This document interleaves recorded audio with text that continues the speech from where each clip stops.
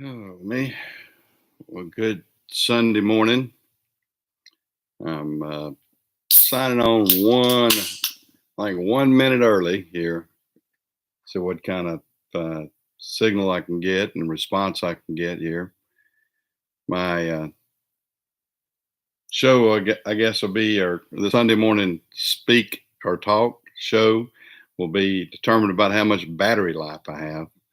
Uh, I'm up here in my shop, my my largest shop that I have, shop number two, second one I built.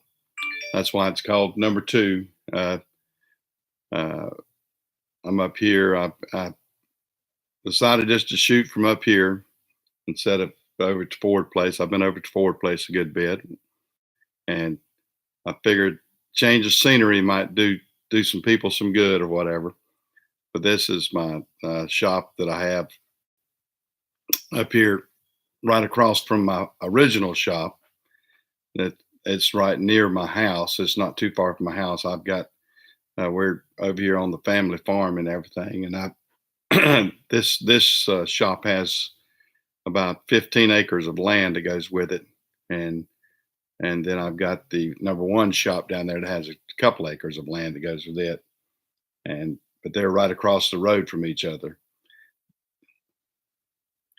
Well, hey Matt, how are you doing this morning? Yeah, yeah, we've done well from the storms and everything.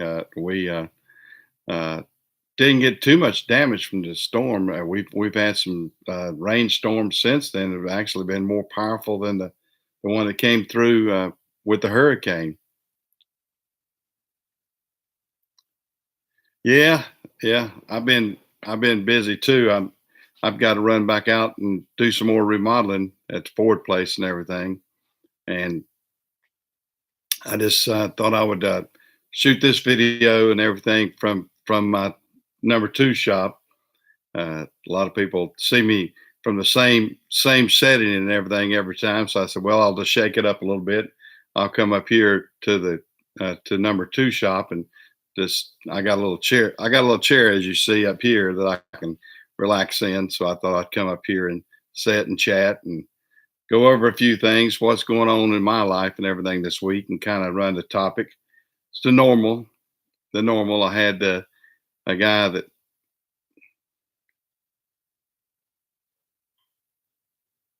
Yeah, that's the life of a mechanic. That's like us. We had to tow one in. We had to tow one in last night. We had one that it uh, popped off. Well, we didn't know exactly what it was. We thought the dryer had gone bad. We couldn't find a hole in the dryer. I mean, not hole, but the air leak in the dryer and everything else. And we had the wrecker down at Charlotte. So we towed one in, and what it was, it had popped off a bolt off the backside of the compressor, and it was blowing out air and wouldn't build air. So we one of those crazy things that you get. It's dark, you can't see it, and we had the wrecker, so we just towed one in last night. And of course, we've kept the wrecker busy this week. We had one that was it this week or last week? I had to think. We had one that a boy blew a turbo and kept driving it, and of course sucked the oil out of it and locked up an engine. And drivers don't realize they'll do that, but that's what happened. So I got a 60 series of what should have been a good 60 series motor that's seized up right now and costly.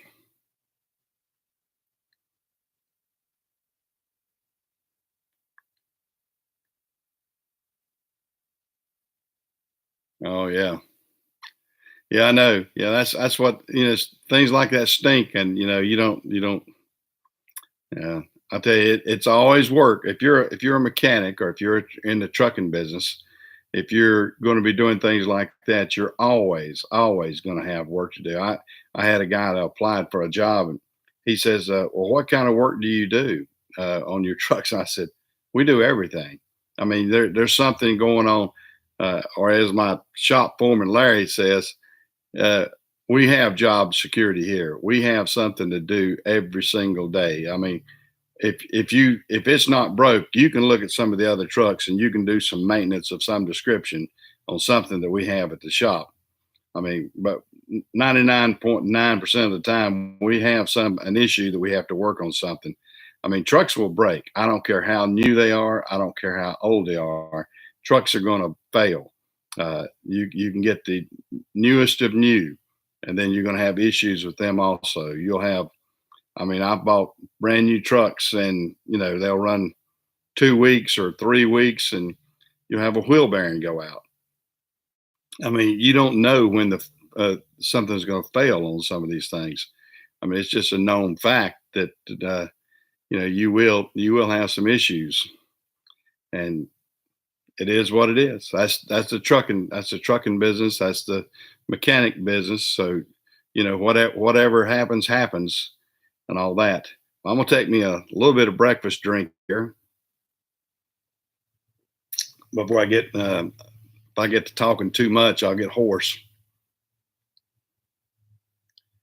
Yeah, I know it. Hey, Ponca, how are you doing this morning? Uh, yeah, I don't think even Elon Musk that's coming out.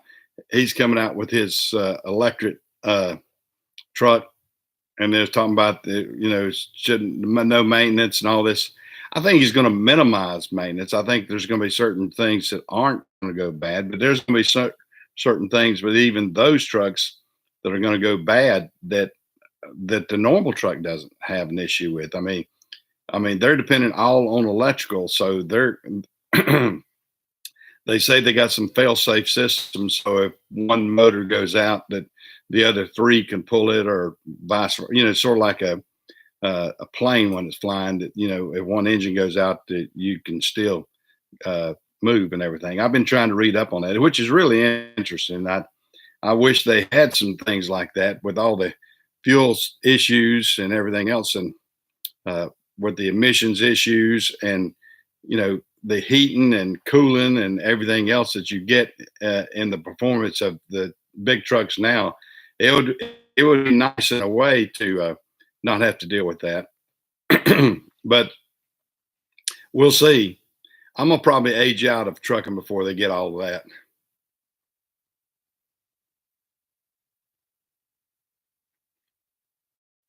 Oh, I know it. Yeah, the batteries are going to go out. The electrical systems, and people don't realize how many electrical problems we have on trucks. I mean, not and the bad thing about it is you're going to be hooking to. Hey, Tim, how are you this morning? Yeah, the bad thing, you're going to be hooking to trailers, or different trailers. If you're in a normal trucking business, you're not going to have the same truck and trailer all the time. You're going to be hooking to different trailers at every point. And if you've got something within that trailer, or like me with multiple trailers when we're pulling doubles, that shorts something out, you could have your entire system shorted out if you depended on electrical.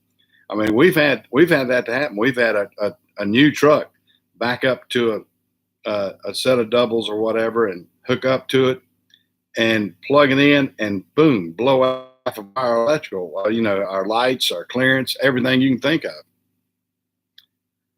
Yeah, the vibration. Yeah, that's the other thing. A lot of people don't realize how much vibration is going to just shake stuff loose.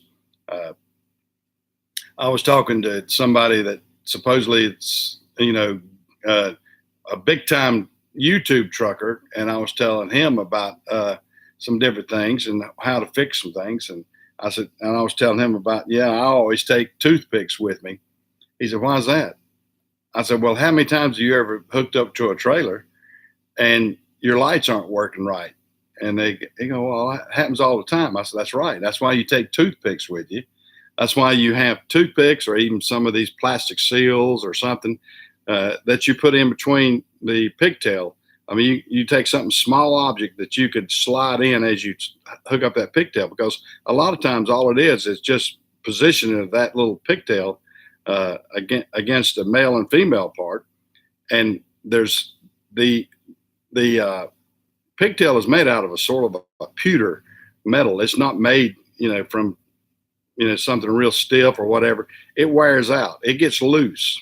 I mean, I know most of you that have been in the trucking business know what I'm talking about. You hook up a pigtail, and then You can pick up on it slightly and all the lights work. You let it go, all the lights go out, or a clearance light goes out, or brake light goes out. And, some of them's answer is, well, we'll take it to the shop. Well, the shop gets in there, maybe changes out a pigtail, changes out something. But if you're out on the road, if you're out and there is no shop around, and you've been sent to go pick up a trailer, and you've been sent to pick up something at a dock or at a shipper or somewhere, and it's you and that trailer, and that's all you've got to make sure that you can get that thing on the road. So there's little tricks like that people need to realize that that's what they have to do. Yeah. Oh, yeah. And spread the gap. You got to be careful with spreading the gap. Sometimes I've seen guys put screwdriver in there and spread the gap too much, and it popped the pin. And yeah, you got it. But yeah, a lot of times, toothpicks, spreading the pin a little bit, a little bit of things like that. Because yeah, every time you pushing that 7-way in, you're actually pushing that pin closer or tighter. And if you look at the pin, it's got a little slot in each one of those pins have got a slight little slot in it. But don't get a screwdriver and jam it in there too much and break off one half of that pin. If you do, you're screwed in too. I'm telling you this from personal experience. I've done it all like that. I have been the guy that has broken off a pin. I've been the guy that spread that out. So I know what can happen. Uh, yeah, zip ties. Zip ties on sensors is exactly. I've done that too. And zip ties or zip tie. Some of the things that I use a lot of are zip ties, duct tape, super glue, toothpicks, trailer seals, those kind of things. And people go, well, what can you do with all that? You'd be amazed what you can do with all that. I mean, duct tape has brought my trucks in a lot of times. I mean, and they're still legal. I mean, they're still good. And bungees, yep. I'm about to forget about a bungee cord, Tim. That's right. Uh, uh, you got to have common sense to get out of some of these situations. And it just, as a owner operator, it drives me crazy sometimes when I got drivers out there and something breaks and I say, well, can you do this, this, and this? And they go, I don't know how to do that. Just call somebody, Yeah, just call somebody. Then the road service gets out there. They charge you $400 for something that takes $5 to fix or less. Or yeah, well, I wish I could. I wish I could put common sense out there to a lot of them, but I can't. I mean, that's the problem you've got. You've got so many of them that have zero common sense. I mean, we've got steering wheel holders in today's market is what we have a lot of, and it is sad. It's very sad that it's tough. And now I'm getting the ones that want automatic only. You got or as some guys say, the sissy stick. It's good to have some of this technology, but I like people, and I know, like I said, I'm old school. I like people to be able to do some common things, which I think is uh, needs to be done within the trucking business. You need to know how to drive a straight drive. One, I don't think that drivers should come prepared to drive in the trucking industry if they don't know how to drive a straight drive. Now, granted, there are a lot of them that, oh, I know it. Yeah, there's common sense is out the window right now, and that's the toughest part about owning the trucking business is the lack of common sense that you get with drivers, and with even dispatchers too. I have that problem with dispatchers and different issues. Uh, I'll tell you, with the Amazon part that I deal with, I had a young girl. I called in and I told her, I said, ma'am, I said, can you get somebody to cover this load? She said, what's your problem? I said, well, I have a problem with the fifth wheel and it's going to have to go back to the shop. And she says, "You don't have any spare tires?" I said, "Ma'am, this is not a tire problem." She said, "Well, you said it was your fifth wheel." She said, "How many wheels do you have on that truck?" And I go, "Okay, let me explain to you what a fifth wheel is on a truck." And that's what I got into with one of the millenniums, I'm gonna call them, that are sitting behind a computer and are typing instructions to people to do things or whatever. Uh, and but that's what they do. They talk. They they don't have common sense about how the trucks actually operate, and they're out there trying to tell you how to move around in the system. And I think 101, these people need to be taught what a truck is, what the different items are on a truck. Uh, there's a ton of that has, and we're dumbing down each year as we go along, because you can see it. I mean, at my age, and here I've been in the trucking business since 1967.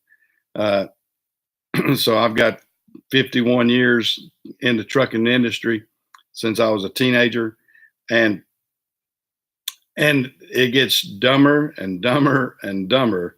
It seems like we're really dumbing down for the trucking industry, uh, and for the old common sense. I mean, we're getting probably more educated, bookwork educated, but as far as the common sense, you've got to have common sense out here. You've got to have people that have a working knowledge, somebody that can actually jump in a truck theirself and crank it up and know what you're talking about and do something with it. Well, that's I could have told her that. She probably would have thought that was more logical than with the flux capacitor than it would have been with the fifth wheel. Yeah, or like they used to in the car business, they used to say, "Yeah, my high lift door cam's messed up." So you it's amazing. It's amazing what we've gotten to in the trucking industry. Well, it's amazing. I mean, uh, technology wise, it's amazing how far we have come in the trucking industry. But the progress we've made on one end has actually been detrimental to the actual safety and everything else on the other end. I was going over with my terminal manager just the other day, and we were talking about the high level of disconnects we're having with our dollies and everything. And I told him, I said, now I'm not a rocket scientist, but I'm going to tell you one thing that I know because I've been in the trucking industry since the conception of these doubles and everything. When they started running doubles, I was right there with them. Uh, so I knew the differences that we've gone through, and as a fleet, what we've gone through. We used to have the old spring. It was just a regular converter dolly, or some of them call them what they call them bogies. But anyway, the dolly that goes in between the two trailers, we always had them, and they were at a stationary height, and they were springed, and they had no air ride system on them or anything else. And I told them, I said, we didn't have these disconnects until we started putting air ride systems on these dollies. I said, I know they did it for a reason. All the manufacturers are doing it, but when we had the old spring system, uh, Matt, see you around. I hope you and have a good day and don't work too hard. But when we had the old spring systems, we didn't have those same issues. We we had a consistent height. The guys backed up to it, and everything was dropped at a consistent height. Now with the air ride systems, we've got the switchers and the guys dropping the trailers. They're dropping all these trailers at different heights, and then our guys are backing back into them and doing what they call a high hook because they're getting too they're not getting latched right. Then boom, they drop them. So that's some of the systems we're up against. Of course, now they're fight against that is to they've got a new light system that comes on. If it's not hooked right, that light system won't go off. So maybe that's good. Maybe that'll compensate the difference. But that's what we're up against. We I might give me a drink here. Let me take a break here a second, guys. When I get to talking for too long of a period there, I have to take a little bit of a break and get me something to clear my throat a little bit. That's what age will do for you. I can't consistently. My old vocal cords wear out, I guess, just like everything else, like my knees and my ankles and everything else. My old vocal cords wear out too, and I get to sound like a Froggy on the Little Rascals. If y'all old enough to remember him, uh, I'm making a. I don't know how many people remember the Little Rascals, but I always got tickled at hearing Froggy talk. He was a little blonde headed kid with glasses and talked real. Talked real raspy and everything. His voice was. But we're in the trucking business and everything. Yeah, common sense, and that I guess that's the theme of what what what happens with everything out here is good common sense. We we are teaching. Uh, it's almost like somebody said, and I know you may have heard, or if you remember Louis Gazard, he was talking about somebody and talking about somebody and that worked with him and had all these different degrees on the wall, I guess, for journalism and everything else. And his theory about that guy was, well, let me explain to you. This old boy here, he's educated way beyond his intelligence. And that's what I think we have nowadays.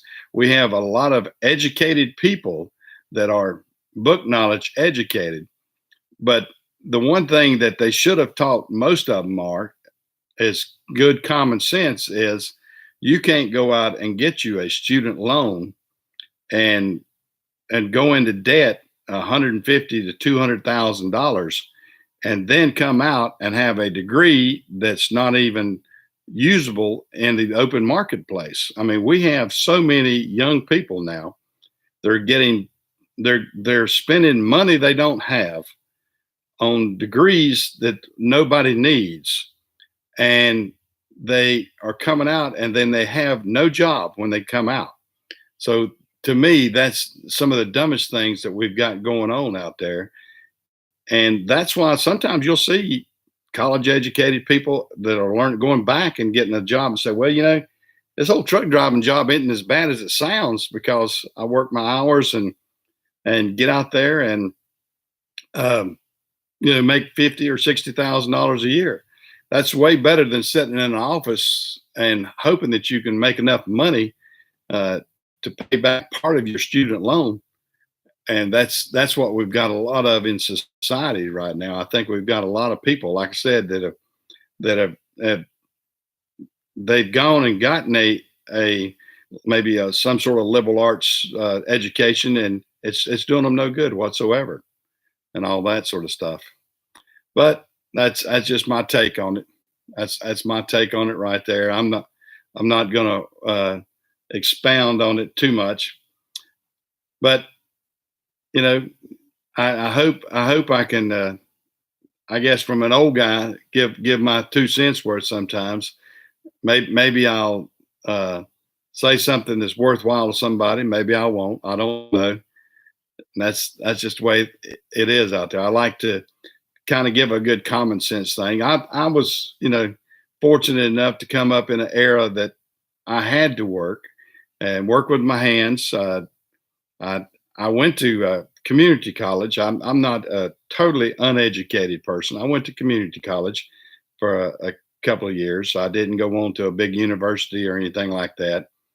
Uh, my wife, now she graduated from UNC. Well, she went to NC State and then went on to UNC Charlotte and graduated and got her math major and was a math teacher for 32 years. But uh, well, and that's what you have to do. You have to you have to get out there and define what you want to really do in life too. I mean, I know I thought I wanted to be an electrical engineer when I got out of high school and wanted to go into that field. And I was good with electronics, and I was always messing with stereos and radios and TVs and everything else when I was young. And I thought that would be a good field to go into. But I don't know. It came to a certain level that I wasn't as strong in math as, say, my wife, who is a math teacher, and I didn't want to get that much strong. I mean, I took algebra one, two, trig, advanced math, calculus, and after I got up to calculus, I was going. That's about uh, that's my skill level right there, and I didn't I I couldn't comprehend some of the advanced calculus and everything else that my brain was trying to do. I could do good with algebra, geometry, and everything else, but there's a certain level that you get to, and then you realize that your skill set is not gonna. I would struggle with it, and I didn't want to do it. So I lost my love of that, and I guess that's why I lost the love of wanting to be an electrical engineer and that aspect of it. I still like the hands-on electrical parts, and I still do even electrical work around my shop or different things like that. Uh, Fortunately for me, I kid a lot of people. I said, I always wanted to make an electrical engineer, and it took me 25 years, and I made one. Basically, my son is an electrical engineer. I don't know if I've told everybody, but my son Steve is an electrical engineer. He took after his mother. His mother has a very good skill set in math. My wife is sharp as a tack when it comes to math. I mean, you don't put math problems out in front of her that she can't solve. And of course, she taught, like I said, she taught math for 32 years in the junior high school level. She taught eighth grade math. And my son took after his mother just like that as far as math is concerned. He is real sharp in math. He went on and graduated at NC State as an electronics. He actually double majored. He got electronics engineering and electrical engineering degree at NC State. And then he came back to work with a company called Baldor. It was Rockwell Automation, and then they got bought out by Baldor. And he's over DC engineering and designs DC motors. He designs the motors. I know most of you guys, you probably have seen Baldor, BALD, I believe BALDOR, Baldor motors on electrical parts for compressors. You see them on air compressors. You'll see them anything from a washing machine all the way up to a big tugboat, and he's got things in coal mining and steel mills and anything from like a one horse motor to a huge motor. I went with him one time when he first got started. We had to test a motor, and they had built this motor, and it was so large that their test mechanism at the Kings Mountain plant couldn't even test it because the customer wanted. So they had to have it shipped to Alabama to a big shop down there that put this motor on a huge crane. I mean, this motor would fill up a flatbed tractor trailer. That's how large it was. It was one of these huge DC motors, and they had to test it. They had to prove and test before it was sent off to the customer. And they were able to hook it up to all this. I mean, it was an ungodly amount of test equipment, and I enjoyed seeing that and seeing what my son did like that. And was very proud of him too. I will tell you this because this was early on in his career. This has been 20 something years ago, and he was early on his career, and I was very proud of what he did know, and I was impressed as a father. I was impressed by how much my son had learned.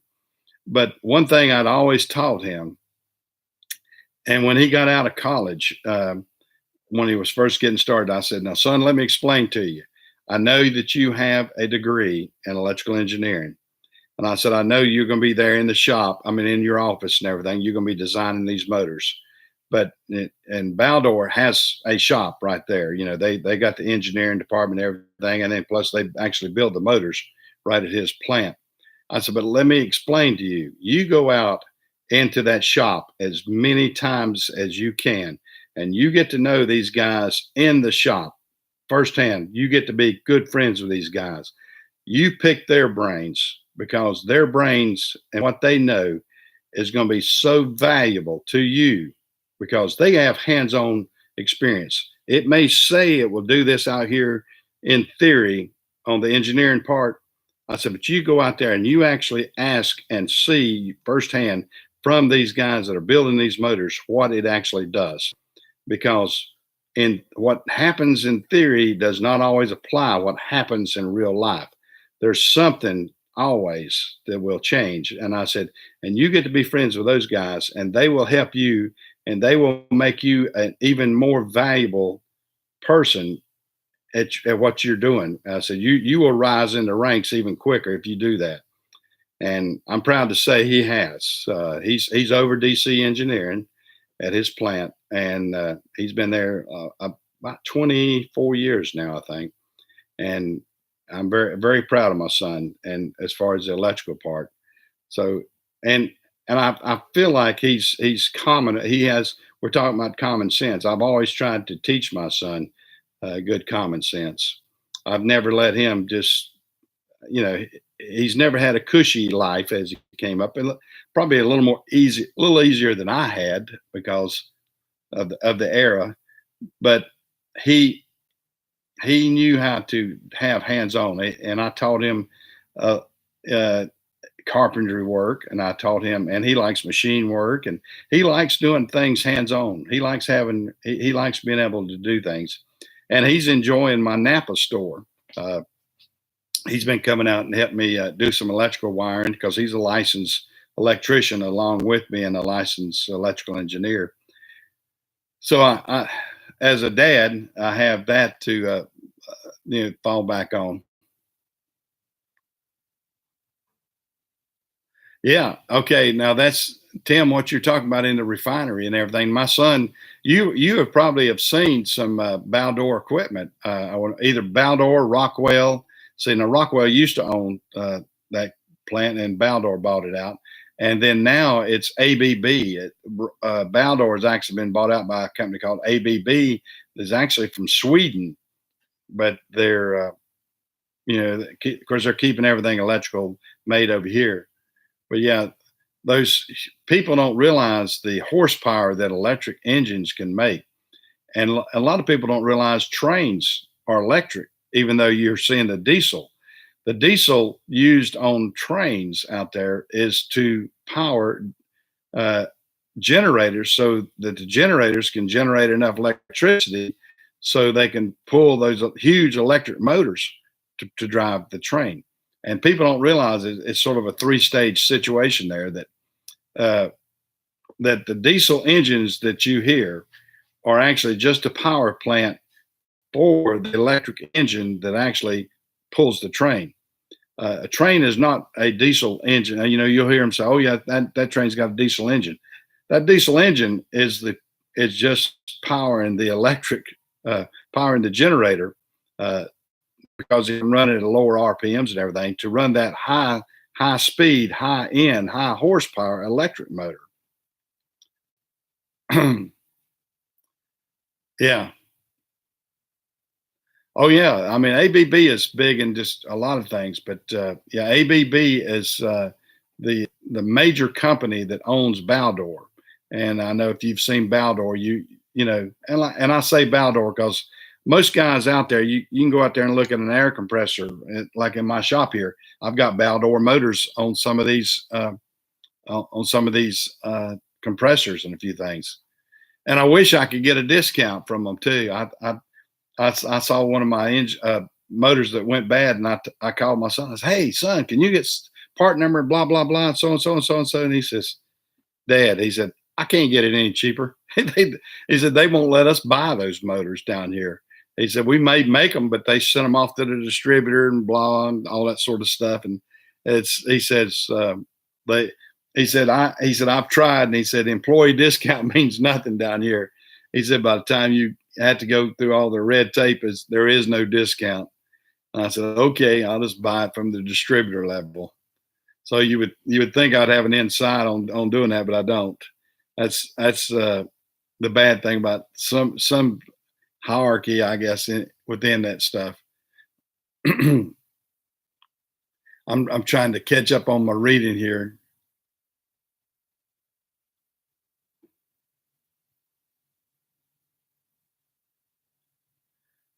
Yeah, math whipped you. Okay, I'm going back on Ponca there. Math, yeah, yeah. Math can be tough. Like I said, I'm good up to about calculus.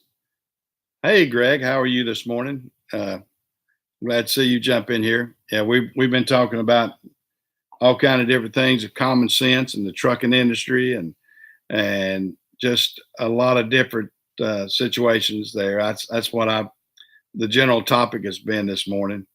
Uh, I've I've kind of just thrown it out there. I've not. Oh man, I had something in my eye there. Just trying to kind of mix it up and talk good common sense.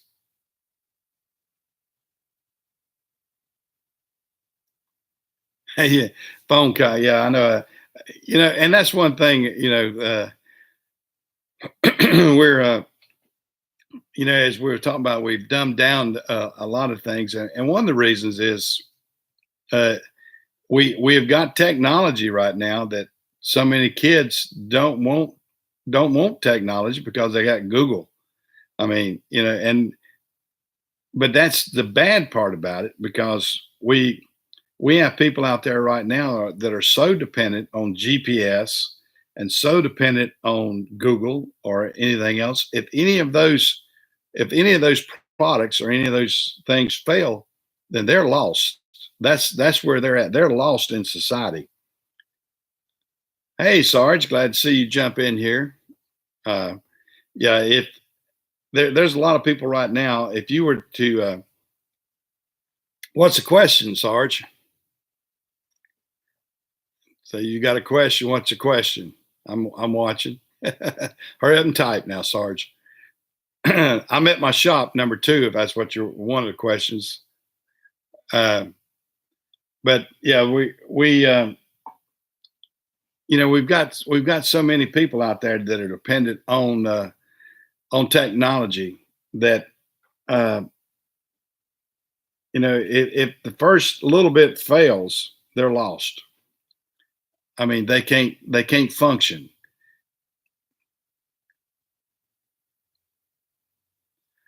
I don't know if any of them carry an outlet. Of course, fortunately for my guys, they're going to the same.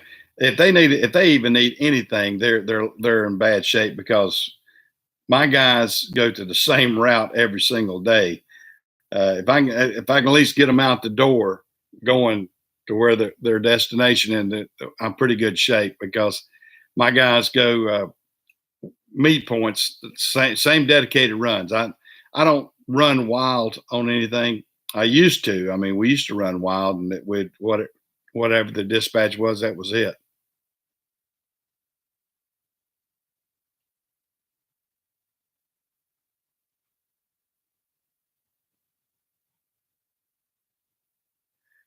Is it normal for trailer tires and rims to get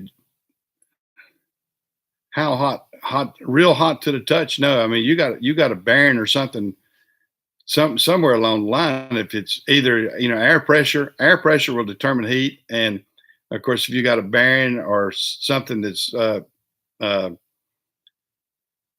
know not not moving right. In other words, if you got a bearing that's too tight, any of that can create heat.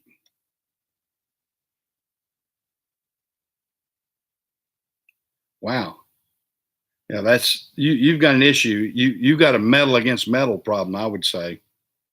Yeah, you got a well, it could be a brake dragon or it could be a bearing. I mean, sometimes you can have bearings that are tightened up too much on a axle, and if that axle bearing is too tight, it's going to sit there and get hot.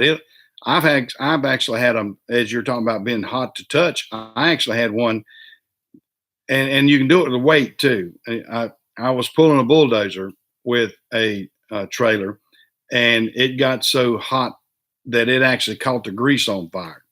I mean, the friction will get so tough. I mean, the brakes weren't dragging or anything else, but the friction on that bearing, I was overloaded. Is what it was. I had a bulldozer that was on a trailer that I probably was over capacity, and I burnt the bearings up. I actually caught the axle on fire, and we had it pulled over, and it caught the grass on fire. So that's flames were coming out of this bearing. I mean, it's so you can get them to do that sometimes.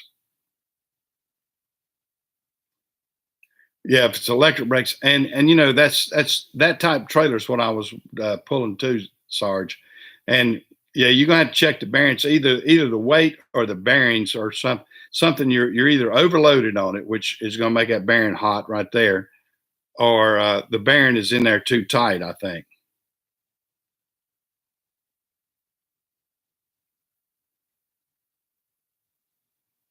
40 foot bump. Yeah, yeah. Well, I mean, very similar situation. Like I said, the one I was pulling, I was pulling it was a the brand name was a Hudson trailer. I was pulling a Hudson trailer, and it it pulled backhoes and a lot of other things, but I put a bulldozer on it that was a little bit heavier than normal, and I ran it about 10 miles and caught that axle on fire. And I mean, seriously, I mean that grease that that bearing and everything got so hot that that grease started catching on fire. I mean, it was metal. It was too much metal against those bearings. I guess metal against metal because you're you're making that bearing uh, do more than its capacity. You might say. In other words, if it's now, yeah. Now, are you talking loaded, Sarge? Or are you talking empty? I mean, if you're talking empty, if you get out there basically, and if you're pulling it empty,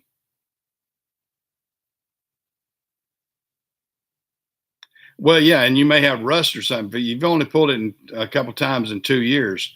You probably have bearings that have gotten old or rusty or something like that.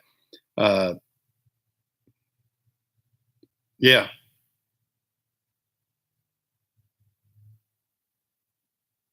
yeah, yeah. I would be changing out some wheel bearings. Is what I'd be doing, because if it's getting that, I mean, unless you don't want that camper anymore, you can get you a new camper when you burn it down.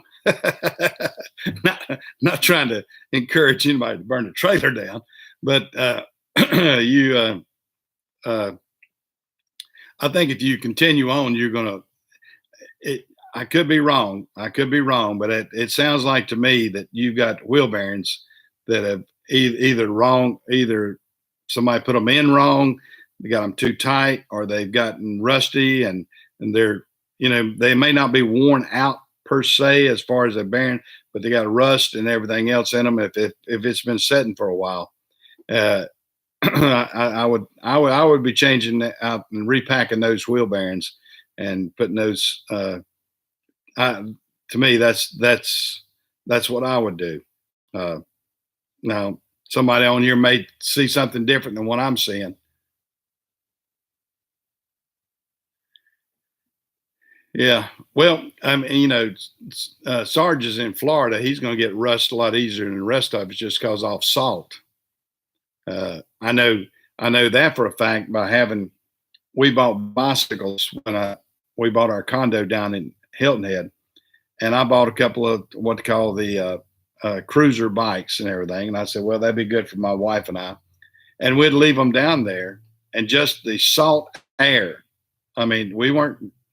I mean, our condo is not on the beach itself. It's not getting that, but there's so much salt air down there at on the coast that it'll rust stuff real quick. I mean, we let our bikes just outside like we do here at home, and down there, you couldn't do it, but just a few months, and your chain would be rusty. All the chrome on it would rust and pop up, and everything else. So we had to start putting our bikes. We actually went back to the camper style bikes we got and put them upstairs and inside our condo because when we had them out there in the bike rack, they would just rust up something terrible.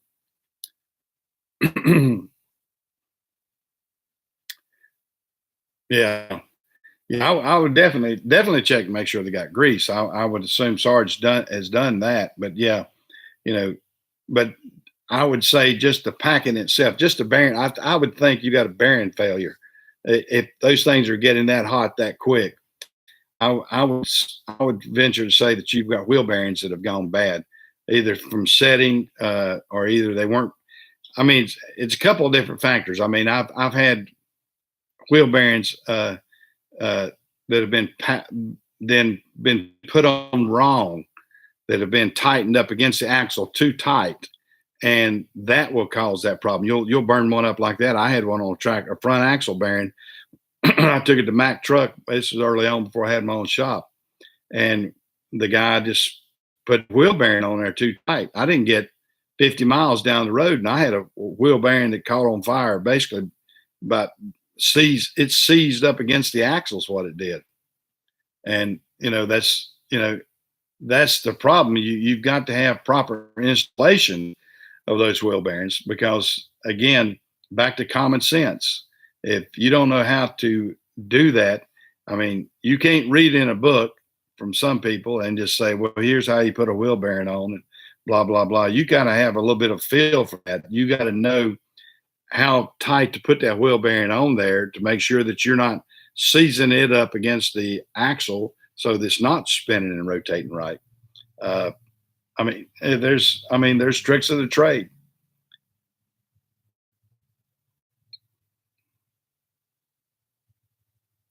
You left that lesson. Yeah. I'm trying to catch my chat there. It's going faster than I can. Hey, Doug, glad to see you in here. I chatted with you a little bit yesterday at your was yesterday your birthday, Doug? Or is I couldn't remember exactly, or this weekend. So happy birthday sometime along the line.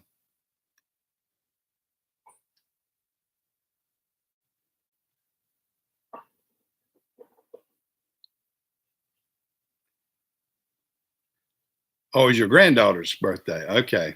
All right.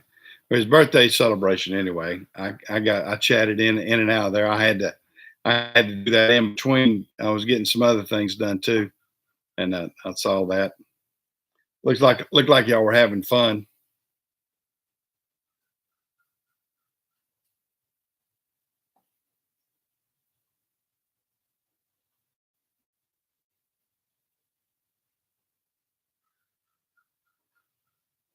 Okay.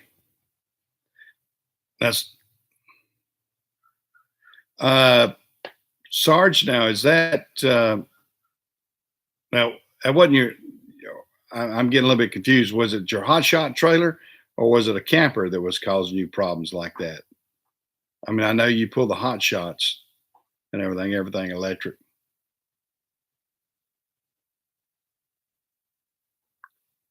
I was kind of curious about that. I don't know what I got on my roof. I got a bird or something. I think I have a bird on this metal roof pecking at something on my roof. Oh, it's a customer's 40-foot camper trailer. Okay. I don't know if y'all guys can hear that. I don't know if I got a woodpecker that's found him some wood. I got a bird or something on top of my metal roof. He's pecking away right now. Probably one of those. I hope it's not a big bird. It's going to peck a hole in anything. I want to be able to. I ought to get out there and say, "Quit it." But yeah, I got a little annoying peck on my metal roof right now.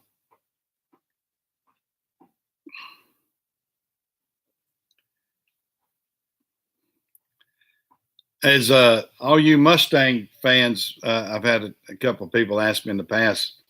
I guess you see what's right behind me here.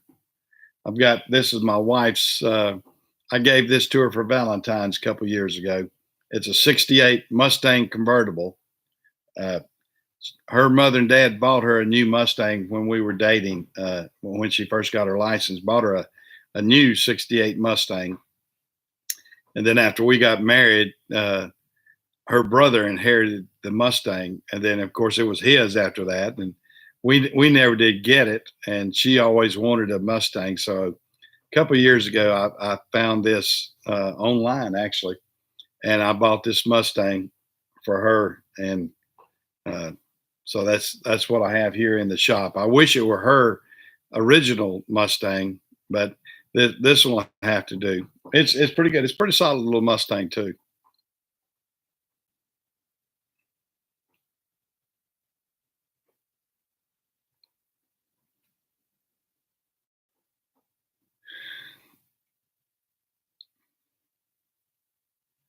My consensus, yeah, if that thing's heating up like that, if it's a customer's camper, I would tell him. I said, I explained to him what's going on.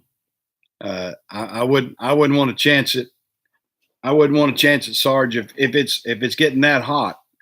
I mean, get you one of those little thermometers that you know uh, that they use like for AC and everything.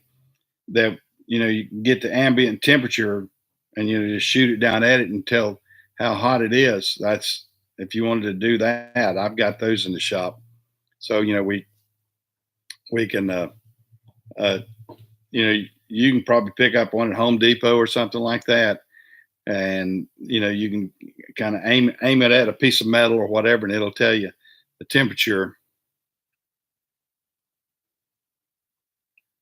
Okay,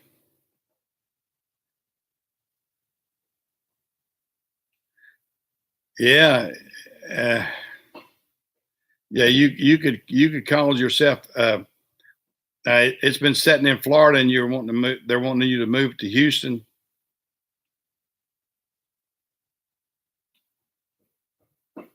Yeah. Well, I mean, if you're insured through your hot shot company, I guess. I mean, but I would explain to the customer. I would explain to the customer before I took off with it. That you feel like that those wheel bearings need to be replaced because if you don't, uh, and something happens, then I guess they can hold you responsible somewhat. But I would definitely kind of follow up with somebody before I took off on that because something's dragging somewhere. I mean, it's metal against metal. The grease. I mean, that grease after it gets too hot too, it fails. I mean, that's the part of the problem. People don't realize that once that viscosity of that grease gets bad, I mean, gets too hot, it gets over its temp, it's failed. You basically have no grease.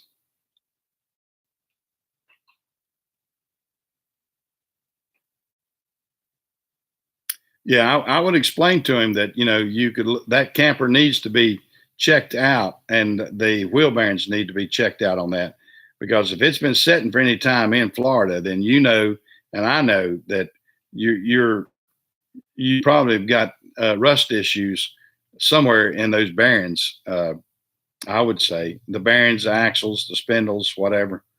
Somewhere along the line that you don't have something clean, and you need to have that checked out and clean before you go on that far of a trip. Because if it's heating up after 10 miles or 15 miles, you can imagine you get out there and you run that thing for 100 miles. I mean, it's not going to start cooling off. I'll tell you that. If it's hot now, it's not going to all of a sudden start cooling down. It's going to get hotter.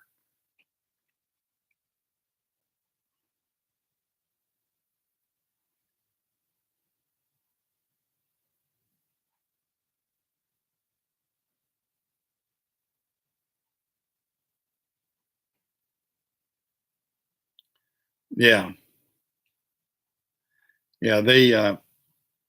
If it's hot, like I said, if I was going on a long trip that far, if I was going from Florida to Houston, I'd be nervous because you're going to be blowing out tires, and that's the thing that's going to happen. First thing on the camper and stuff like that, if you get that rim too hot, it's going to separate that tire, and that's the other thing. I don't know if you know the guy saw J.C. Smith the other day. J.C. was coming back from Tennessee, and he was pulling a 40-foot camper, and those he had tires that were less than a year old, and he blew out two. He had taken three spare trailer tires with him, but he blew out two on his way back from Tennessee up to Ohio. These tires are not the tires they put on these campers are terrible now. They may look fine, but they're not. And you combine the heat and everything like what you're talking about. If you got the heat within the wheel bearing or something like that, and that's going to make those tires separate. I mean, it doesn't have to be an old tire either, as JC's video would show. I mean, you need to go back. I'm trying to remember. I think if look on JC Smith's projects and look at his one about his trailer tires blowing out coming back from Tennessee, and you'll see. So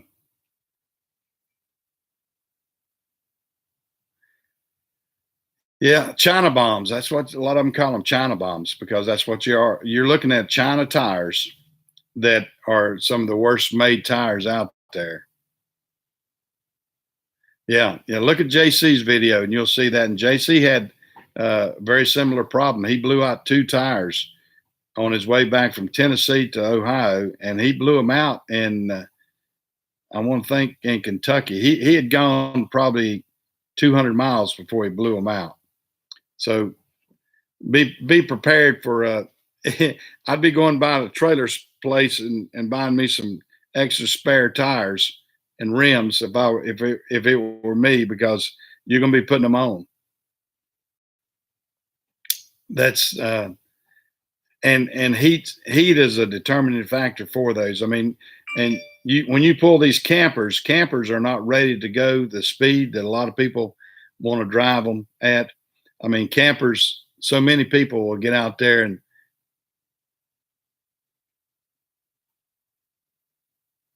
yeah, and and that's for your safety too. I mean, of course, if you don't blow it out, then you got a tire that you can save for another trip. I mean, if you're transporting these, you'll have some for yourself. But uh, I would let these guys know before you transported that camper that one, that camper has been sitting for 2 years. Two, those bearings are may have rust on them because you're in Florida and you're going to get salt air and everything bad down there. And the fact that these China bombs are going to blow even new tires. I mean, ones JC had on, he had them on there less than a year, and he said they blew. So that they were Goodyears too. I think that's one. He didn't like Goodyear tires. I have a pretty good rapport with Goodyear, but they're American made tires. The big truck tires do fine for me. I buy a lot of Goodyear truck tires and don't have a problem. And of course, we have a national account with Goodyear through FedEx, but I don't have a major issue with that. But when you when you're looking at these hot and shot jobs and everything, that's the bad thing about it if it's not your trailer, because you can't maintain it. So you're between the old proverbial rock and a hard place, I guess you might say, because it's not your trailer to maintain, but you don't want to get stuck out there. And you being stuck with tow bills and repair bills and everything else can be monumental and time consuming and everything else. That's what you don't want. I might take another swig here.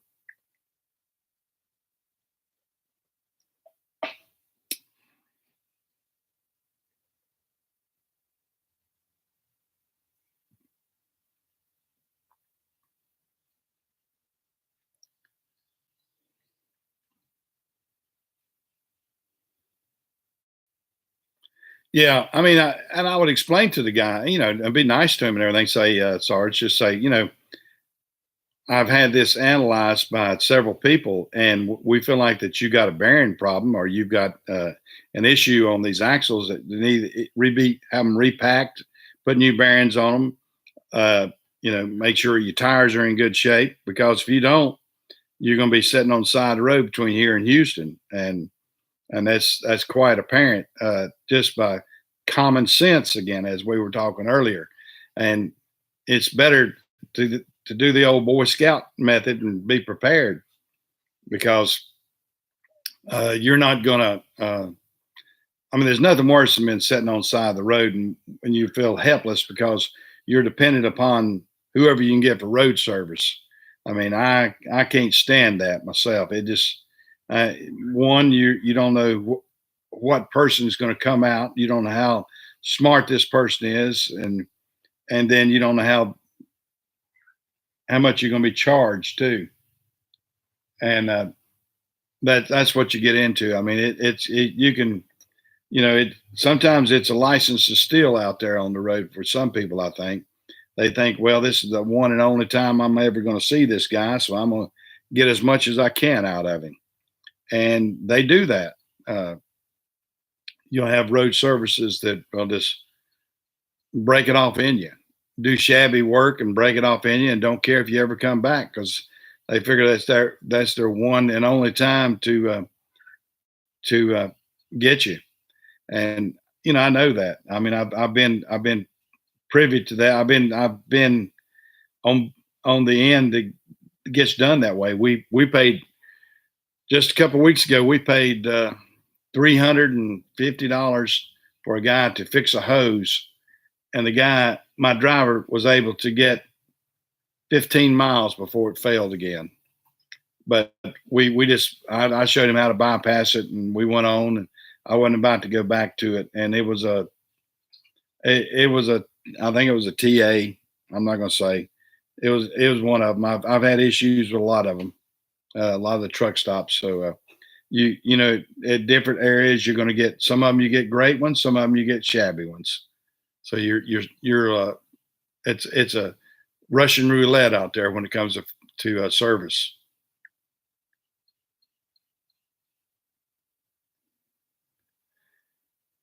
Oh yeah, that's the tough thing about it. If you've already got the backhaul, can you get the delay on the backhaul, or is it time sensitive? Well, guys, I hear a bird now. If I got a bird that's flown into my shop, what in the heck is that? I hear a crow or something. I'm gonna have to check that out here in a minute. I think I think that's what I got. I think I got some crows on top of my building right now. Could be a big buzzard. I don't know. It could be a turkey buzzard. I had I had something pecking away, and I'm hearing I'm hearing feet on my building, on my rooftop here.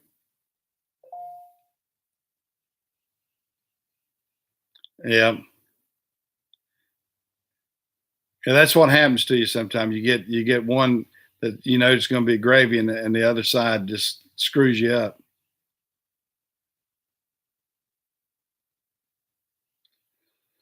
Well, yeah, it's not fair to your customer, but what do you do?